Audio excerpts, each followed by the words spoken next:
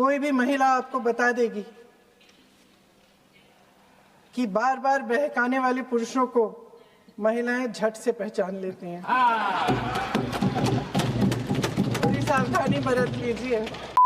आदरणीय अध्यक्ष महोदय जी, आज इस विषय पर आपने मुझे बोलने का मौका दिया, इसके लिए मैं आपकी बहुत बहुत आभारी हूँ। ये वो विषय है जो देश की हर महिला के दिल के का ही विषय है, इसलिए आज इस पे बोलने का मौका मिले, इसके लिए मैं आपकी फिर से आभारी हूँ। इस विषय का एक छोटा सा बैकग्राउंड बताना चाहती हूँ, क्योंकि प्रधानमंत्री महोदय जी ने अपने भाषण में काफ़ी जिक्र किए कि किसने रोका, कैसे रोका, 30 सालों से कैसे ये निर्णय रोका गया। तो इसका बैकग्राउंड ये है, मेरे सत्ता पक्ष के साथियों को शायद ये बात पसंद नहीं आएगी, लेकिन इसका ऐतिहासिक बैकग्राउंड ये है कि इसकी शुरुआत भी नेहरू नाम के एक व्यक्ति ने ही किया। लेकिन घबराइए नहीं, ये वो नेहरू नहीं है जिनसे आप इतना कतराते हैं। ये उनके पिताजी मोतीलाल नेहरू जी ने एक रिपोर्ट तैयार की थी 1928 में, और उस प्रतिवेदन को उन्होंने कांग्रेस पार्टी की कार्य समिति को दिया था। वो एक समिति के अध्यक्ष थे, उसमें उन्होंने 19 मूल अधिकारों की सूची बनाई थी। 1931 में सरदार पटेल जी की अध्यक्षता में कांग्रेस अधिवेशन हुआ था कराची में। उस कराची अधिवेशन में इस प्रस्ताव को पारित किया गया और वहीं से ये शुरुआत हुई कि महिलाओं का समान अधिकार हमारे देश की राजनीति में शामिल हुआ। उसी समय 1 वोट 1 सिटीजन 1 वैल्यू का सिद्धांत भी हमारी राजनीति में स्थापित हुआ। आपको ताज्जुब होगा ये जानकर कि जबकि इस सिद्धांत की वजह से हमारे देश में महिलाओं को वोट देने का अधिकार आज़ादी के पहले दिन से मिला, अमेरिका जैसे देश में ये अधिकार उन्हें इस अधिकार के लिए 150 साल इंतजार करना पड़ा, संघर्ष करना पड़ा। हमारे देश की राजनीतिक व्यवस्था में महिला आरक्षण लागू करना भी दुनिया में एक ऐसा ही अनोखा कदम था। पंचायतों और नगर पालिकाओं में 33% आरक्षण का प्रावधान भी भारतीय राष्ट्रीय कांग्रेस की सरकार ने स्वर्गीय राजीव गांधी जी के नेतृत्व में सदन पटल पर पहली बार पेश किया, मगर उस समय ये प्रावधान पारित नहीं हो पाया। आज आदरणीय प्रधानमंत्री महोदय जी ने भी इसका जिक्र किया, लेकिन हमेशा की तरह उन्होंने आधी बात बोल दी। उन्होंने कहा, सदन को ये बताया कि विरोध करने वाले कौन थे, उन्होंने ये नहीं बताया। उन्होंने कहा कि इसका विरोध हुआ, कौन किसने विरोध किया और नहीं बताया। विरोध तो आप ही ने किया था, भाजपा ने। कुछ सालों बाद स्वर्गीय श्री पीवी नरसिम्हा राव जी के नेतृत्व में कांग्रेस सरकार ने इस कानून को सदन में पारित करके लागू किया। आज अपने भाषण में प्रधानमंत्री जी ने जब पंचायत की आंदोलित महिलाओं का जिक्र किया, तो ये समझ लीजिए कि इस कदम के चलते ही आज 40 लाख पंचायत प्रतिनिधियों में से 15 लाख महिलाएं हमारे लोकतंत्र में भागीदार हैं। 2010 में स्वर्गीय प्रधानमंत्री डॉक्टर मनमोहन सिंह जी और यूपीए की अध्यक्ष श्रीमती सोनिया गांधी जी के नेतृत्व में कांग्रेस पार्टी ने लोकसभा और विधानसभा में महिलाओं को आरक्षण देने का फिर से प्रयास किया। राज्यसभा में इसे पारित भी कराया, लेकिन लोकसभा में आम सहमति नहीं बन पाई। 2018 में आदरणीय श्री राहुल गांधी जी ने मोदी जी को एक पत्र लिखा और उस पत्र में उन्होंने कहा कि ये महिला का जो आरक्षण है ये 2019 तक लागू हो जाना चाहिए। मुझे लगता है कि यहाँ आकर प्रधानमंत्री जी राहुल जी का मजाक तो बना लेते हैं, लेकिन घर जाके उनकी बातों पर गौर करते हैं, क्योंकि हम आज उसी बात पर चर्चा कर रहे हैं। वैसे आज प्रधानमंत्री जी की बातों से ये लगा कि भाजपा ही महिला आरक्षण के चैंपियन, प्रस्तावक और सबसे बड़े समर्थक रहे हैं। इनके पूरे भाषण में यही बात थी, जबकि ये कह रहे थे कि इन्हें इसका श्रेय नहीं चाहिए। कोई भी महिला आपको बता देगी कि बार बार बहकाने वाले पुरुषों को महिलाएं झट से पहचान लेती हैं। थोड़ी सावधानी बरत लीजिए, पकड़े जाएंगे। आखिर जब 2023 में राहुल जी के पत्र को पढ़ने के कुछ सालों बाद, हाँ, उसके बाद पढ़ लिया। आखिर जब 2023 में आदरणीय प्रधानमंत्री नरेंद्र मोदी जी की सरकार ने यह अधिनियम सर्वसहमति से पारित किया, तब भारतीय राष्ट्रीय कांग्रेस ने अपनी विचारधारा के अनुकूल इसका पूरा समर्थन किया। आज भी इसमें कोई शक नहीं होना चाहिए कि भारतीय राष्ट्रीय कांग्रेस महिला आरक्षण के पक्ष में डट कर खड़ी है और खड़ी रहेगी। लेकिन अध्यक्ष महोदय, सच्चाई ये है कि आज की चर्चा दरअसल महिला आरक्षण पर है ही नहीं। जो विधेयक इस सरकार ने पेश किया है, उसका प्रारूप हमने पढ़ा, उससे पूरी चर्चा ही बदल गई है। उनकी सरकार के इस विधेयक का सार सुनिए। सबसे पहले इसमें लिखा है कि संसद में महिला आरक्षण 2029 तक लागू होना चाहिए। अब सहमत है। फिर कहा गया है कि इसे लागू करने के लिए लोकसभा सदस्यों की संख्या 50% बढ़ानी पड़ेगी। मतलब कि सीटों की संख्या 543 से बढ़कर 850 तक बनानी पड़ेगी, बढ़ाई जाएगी। और इन सीटों को बढ़ाने के लिए एक परिसीमन आयोग बनाया जाएगा जो 2011 की जनगणना को आधार बनाकर ये कार्य करेगा। ऊपर से इसमें कोई आपत्तिजनक बात नहीं लगती, मगर इसे गहराई से समझा जाए तो इसका असली मकसद उभरता है। वह राजनीति की बू जिसका जिक्र प्रधानमंत्री महोदय ने किया, वह राजनीति की बू इसमें पूरी तरह से घुली हुई है। दरअसल इसी सरकार ने महिला आरक्षण का जो विधेयक सर्वसहमति से 2023 में पारित कराया था, उसमें दो चीजें थी जो इस विधेयक में नहीं है।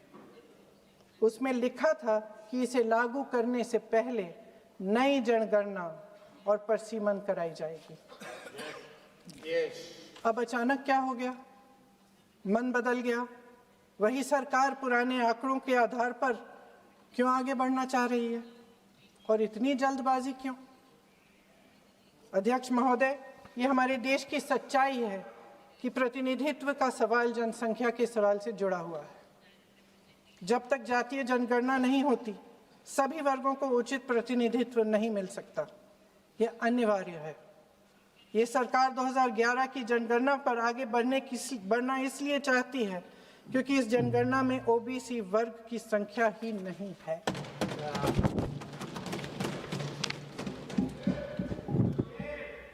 आज प्रधानमंत्री महोदय ने बड़े हल्के में बोल दिया कि इस वर्ग और उस वर्ग के बारे में हम बाद में देख लेंगे। कौन सा इस वर्ग, कौन सा उस वर्ग? ओबीसी वर्ग की बात कर रहे थे कि हम बाद में ही देख लेंगे इसके बारे में। ये हल्के में नहीं लेना चाहिए अध्यक्ष महोदय। एक बहुत बड़ी संख्या है, एक पूरे वर्ग का परिश्रम है, एक पूरे वर्ग का संघर्ष है।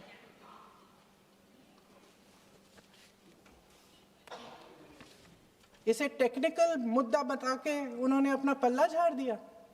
हम इनकी मांग कर रहे हैं, हम इनकी ज़रूरतों को आगे कर रहे हैं, हम कह रहे हैं कि इनको भी अपना हक मिलना चाहिए, और प्रधानमंत्री जी ने उसको एक टेक्निकल मुद्दा बता दिया। हमारे प्रधानमंत्री महोदय किस बात से घबरा रहे हैं? इसी बात से ना कि जब नई जनगणना होगी तो इस ओबीसी वर्ग के असली आंकड़े निकलेंगे और उसमें पता चलेगा कि ये वर्ग कितना मजबूत है, कितना बड़ा है। और उसके हक को कोई नकार नहीं पाएगा। 2011 की जनगणना को परसीमन का आधार बनाकर प्रधानमंत्री जी ओबीसी वर्ग की ये हक छीनना चाहते हैं। उनके साथ एक बहुत बड़ा अन्याय करने जा रहे हैं। अध्यक्ष महोदय, कांग्रेस पार्टी कभी नहीं होने देगी। हमारा संविधान सबका है, ये देश एक एक देशवासी का है। किसी एक का हक छीनकर इसे नहीं चलाया जा सकता। इस विधेयक में सिर्फ यह अभाव नहीं है, एक और खतरनाक अभाव है। संसद का 50% विस्तार प्रस्तावित है, लेकिन इसके लिए कोई ठोस प्रक्रिया के बारे में एक भी शब्द नहीं लिखा है। आश्चर्य की बात यह है कि इतने बड़े परिवर्तन के नियम क्या होंगे, कैसे किया जाएगा, इसके बारे में पूरे विधेयक में एक भी शब्द नहीं है। महोदय, संसद में भारत के हर प्रदेश की भागीदारी 1971 में निश्चित तौर पर तय की गई थी और इसमें परिवर्तन लाने पर रोक लगाई गई थी, लेकिन इस विधेयक के तहत ये सब बदलने जा रहा है। आदरणीय प्रधानमंत्री महोदय जी और उनके अन्य मंत्रियों के खोखले आश्वासनों के बावजूद यह निश्चित है कि संसद में प्रदेशों के वजन का परिवर्तन किया जाएगा। हमारे लोकतंत्र की व्यवस्था में इतने बड़े परिवर्तन के लिए पूरी प्रक्रिया बनी हुई है, मगर इनकी योजना यही है कि प्रक्रिया को नकारा जाएगा। जिस तरह असम में इन्होंने मनचाहे सीटों को काटा पीटा, विपक्षी दलों के नेताओं की सीटों का विभाजन किया और अपने राजनीतिक फायदे के लिए नई सीमाएं बनाई, उसी तरह ये पूरे देश में इसका मतलब ये है कि परसीमन आयोग में सरकार द्वारा चुने गए 3 जने इस पूरे देश के प्रदेशों का वजूद, देश के लोकतंत्र में उनकी भागीदारी और उनका महत्व तय करेंगे। लोकतंत्र को खत्म करने की शुरुआत तो इस सरकार ने चुनाव आयोग, न्यायपालिका, मीडिया और अन्य संस्थाओं पर अपना पूरा दबाव डालकर शुरू कर ही लिया था, मगर अब लोकतंत्र पर खुला वार होने जा रहा है।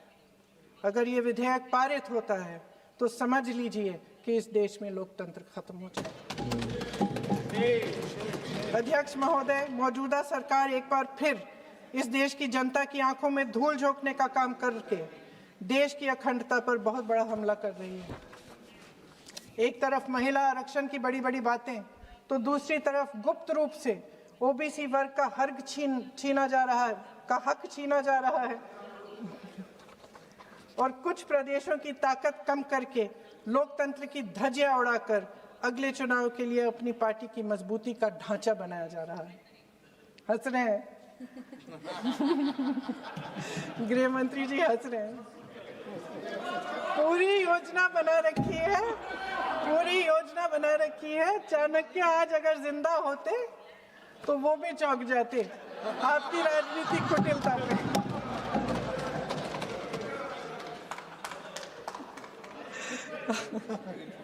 इन्होंने पूरी योजना बना रखी है, हंस रहे हैं, सहमत है मेरी बातों से।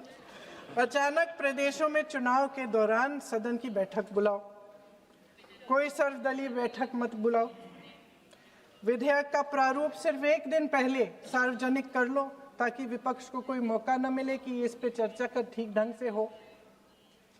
मीडिया और पब्लिक में पहले से ही चर्चा शुरू कर लो कि मोदी जी एक बहुत बड़ा कदम उठाने वाले हैं महिलाओं के उत्थान के लिए। ये विपक्षी दल के जो नेता हैं कुछ समझते नहीं हैं, राष्ट्र के हित में कुछ करते नहीं हैं, विरोध करेंगे। बेचारे मोदी जी इतना बड़ा कदम उठाने वाले हैं, सबको इनका साथ देना चाहिए राजनीति से ऊपर उठकर, और ये कर करके विपक्ष को धर्म संकट में डाल दो। एक तरफ महिला आरक्षण और दूसरी तरफ आपको काट पीट करने की, पूरे ढांचे को बदलने की स्वतंत्रता, ओबीसी वर्ग को नकारने की स्वतंत्रता। अध्यक्ष महोदय, राजनीति में कुटिल होना अपनी जगह है, शायद हमें और थोड़ा होना भी चाहिए इस तरफ वालों को, लेकिन सत्ता बनाए रखने की महत्वाकांक्षाओं को परे करके देश के हित के लिए सही निर्णय लेना अलग। शायद हम आदरणीय प्रधानमंत्री महोदय जी से आज ये उम्मीद नहीं रख सकते, क्योंकि वह समस्याओं से घिरे हुए हैं। उन पर अंतर्राष्ट्रीय दबाव बहुत है। महिला आरक्षण जैसे ऐतिहासिक कदम को उन्होंने सत्ता को बनाए रखने का एक कमजोर बहाना बना दिया है। जाति जनगणना को नकारते हुए एक ऐसी संसद बनाना चाहते हैं जिसमें सिर्फ अभिव्यक्ति और चर्चा का ही अभाव नहीं होगा, बल्कि पिछड़े वर्गों और प्रदेशों की समानता का भी अभाव होगा। हमारी मातृभूमि की अखंडता का आधार है one citizen, one vote, one value. अलग अलग राज्यों का दर्जा बगैर किसी संवैधानिक प्रक्रिया के तय करना इस अखंडता पर वार है। इससे हम कैसे सहमत हो सकते हैं? अध्यक्ष महोदय, इन्हीं 543 लोकसभा क्षेत्रों में से महिलाओं को 33% आरक्षण क्यों नहीं दिया गया? अगर पद खोने का डर नहीं है तो कुछ लोग अपना पद खोलें।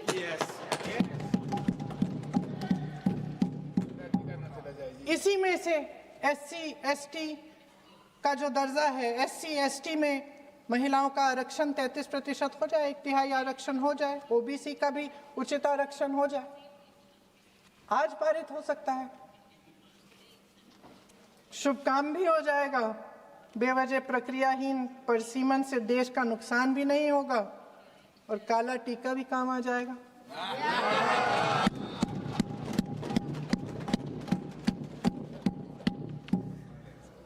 सदन की सर्वसहमति से देश के इतिहास में एक महत्वपूर्ण कदम उठाने पर आदरणीय प्रधानमंत्री महोदय जी का नाम भी लोकतंत्र का गौरवमय पन्नों में लिखा जाएगा।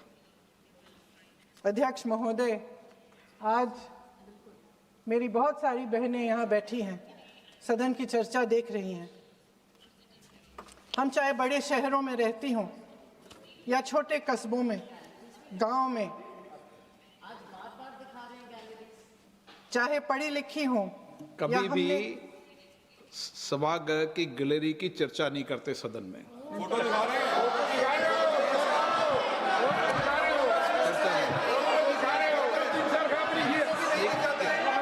एक मिनट महोदय, मैं थोड़ी अभी भी थोड़ी नई हूँ, मैं समझ जाऊंगी।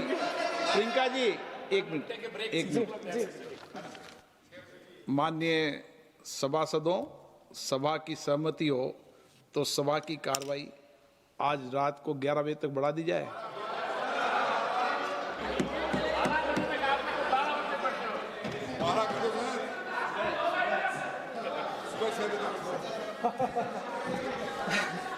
अध्यक्ष महोदय, हम चाहे बड़े शहरों में रहती हों या छोटे कस्बों और गांवों में, चाहे पढ़ी लिखी हों या हमने अवसरों की कमी का सामना किया हो, महिलाएं ही अपने समाज का बोझ अपनी दृढ़ता और मजबूत इच्छा शक्ति से अपने कंधों पर उठाती हैं। हम ही वह अथक कर्म शक्ति हैं जो हमारे राष्ट्र को आगे बढ़ाती हैं। दर्द और तकलीफें सहने की हमारी क्षमता असीम है। लेकिन अध्यक्ष महोदय, आज इस संसद में खड़े हुए मैं खास तौर से अपने पुरुष साथियों को याद दिलाना चाहती हूँ कि इस देश की महिलाएं निडरता पूर्वक जीवन के कठिन से कठिन परिस्थितियों में अपने हक के लिए लड़ना भी जानती हैं। घोर अंधकार से भरी रात में उठकर एक नई सुबह का दावा करना जानती हैं। इस देश की महिलाएं वे जबरदस्त सामूहिक शक्ति हैं जो इस देश के भविष्य को आकार दे रही हैं। इसलिए अध्यक्ष महोदय, आपके द्वारा मैं आदरणीय प्रधानमंत्री महोदय जी को ये कहना चाहती हूँ कि अगर वे इस ऐतिहासिक कदम को ईमानदारी से उठा रहे होते तो पूरा संसद इनके साथ एकजुट होकर इसे पारित करता। लेकिन देश की महिलाओं के नाम पर इस देश के बुनियादी ढांचे, इसकी अखंडता के साथ खिलवाड़ करने की कोशिश ने इस विधेयक का मकसद ही बदल डाला है। हमारी संसद को कमजोर करके अपनी सत्ता को कायम रखने की एक खोखली कोशिश साबित हुई है। आदरणीय प्रधानमंत्री महोदय जी, इस देश की महिलाओं का वाकई आप सम्मान करते तो उनका राजनीतिक इस्तेमाल न करते। ये आपकी हस्ती, आपके पद उसकी गरिमा और आपके दायित्व के प्रतिकूल है। आपने ही कहा था कि भारत की हर नारी का ये हक है, उसका अधिकार है, किसी की मेहरबानी नहीं। आज नहीं तो कल उसे ये हक मिलेगा और इस हक को वे पूरी जिम्मेदारी से देश की अखंडता और एकता को बचाने के लिए इस्तेमाल करेगी। हम आपके इन तीनों विधेयकों का सख्त विरोध करते हैं, लेकिन अभी भी आप एक ऐसा निर्णय ले सकते हैं जो सर्वसहमति से इस सदन में पारित हो जाएगा और हमारे देश की हर नारी को अपनी असली शक्ति को धारण करने का मौका मिलेगा। मैं आपके द्वारा प्रधानमंत्री जी से अपील करती हूं कि मन बनाएं, साहस करें, सही निर्णय ले लें। हम सब उनके साथ खड़े रहेंगे। धन्यवाद।